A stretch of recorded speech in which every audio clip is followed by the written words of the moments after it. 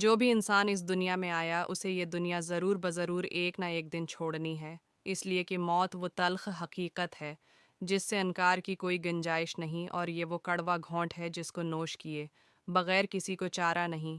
دراصل موت ہی قیامت و آخرت کے احوال کے مشاہدہ کا پہلا مرحلہ ہے، گو یا دار فانی سے دار بقا میں نقل مکانی کا یہ باب الداخلہ ہے۔ انسان اس عالم میں جو کچھ خیر و شر اختیار کرتا ہے اس کی اصل جزات و ثواب و عذاب کی شکل میں آخرت ہی میں ملنی ہے، لیکن قرآن و حدیث کی تصریحات بتلاتی ہیں کہ موت کے بعد اور قیامت سے پہلے انسان کو روز قیامت اور آخرت میں پیش آنے والے واقعات اور احوال کا مشاہدہ کروایا جاتا ہے اور کبھی اس سے گزارا بھی جاتا ہے۔ اسی کو قرآن مجید کی اصطلاح میں برزخ اور حدیث کی اصطلاح میں قبر میں کہتے ہیں۔ دنیا سے نکل کر آخرت تک پہنچنے والی راہ اسی سے ہو کر گزرتی ہے، کسی بھی راہی ملک بقا کو اس سے مفر نہیں ہے، معترف ہو یا منکر، ہر کسی کو اس سے گزرنا ضرور ہے۔ اسلامی نقطہ نظر سے یہ کوئی نظریاتی، فروعی اور جزئی مسئلہ نہیں ہے، بلکہ اصولی و اعتقادی ہے۔ مسلمان ہونے کے لیے جن بنیادی باتوں کا اعتقاد ضروری ہے، ان میں ایک یہ بھی ہے۔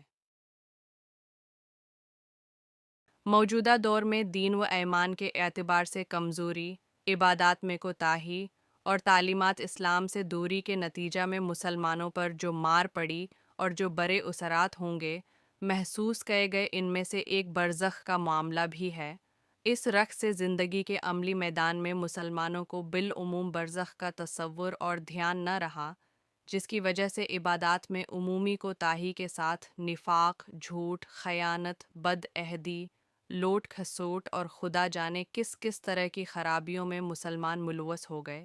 درکنا چاہیے کہ عذاب قبر کا استحضار زندگی کے عملی تقاضوں میں نہایت ہی مفید ہے، مگر احادیث شریفہ میں عمومی طور پر عذاب قبر کے تذکرہ کے علاوہ بعض احادیث میں صراحت کے ساتھ کچھ ایسی خاص خرابیوں کا بھی ذکر ہے جن سے آدمی عذاب قبر میں مبتلا ہو سکتا ہے۔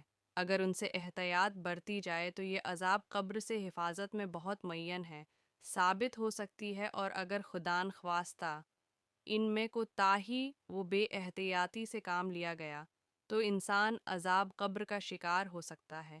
ان میں سب سے پہلی خرابی پیشاب میں بے احتیاطی ہے۔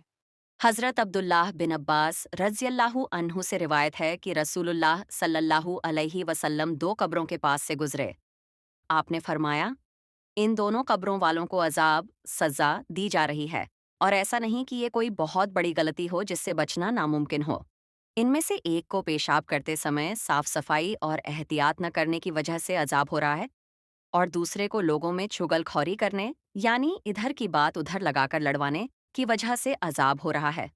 پھر آپ صلی اللہ علیہ وسلم نے کھجور کی ایک ہری ٹہنی لی، اسے دو حصوں میں بانٹ کر ان دونوں قبروں پر رکھ دیا۔ صحابہ کرام نے پوچھا، یا رسول اللہ، آپ نے ایسا کیوں کیا؟ آپ نے فرمایا، جب تک یہ ٹہنیاں ہری رہیں گی امید ہے کہ ان پر سے عذاب میں کچھ کمی ہو جائے گی۔ مشکات شریف۔ اس حدیث سے ہمیں یہ باتیں سیکھنے کو ملتی ہیں۔ 8 قبر کا عذاب، قبر کی سزا۔ حقیقت ہے دو عام غلطیاں بتائی گئیں جن سے انسان قبر کے عذاب میں گرفتار ہو سکتا ہے۔ پہلی غلطی، پیشاب میں لاپرواہی، پیشاب کرتے وقت صفائی اور پردہ کا خیال نہ رکھنا۔ ہمیں چاہیے کہ ایسی جگہ پیشاب کریں جہاں پردہ ہو اور کپڑے بدن پیشاب کی چھینٹوں سے بچ جائے۔ یہ شرم اور حیا کے خلاف بھی ہے۔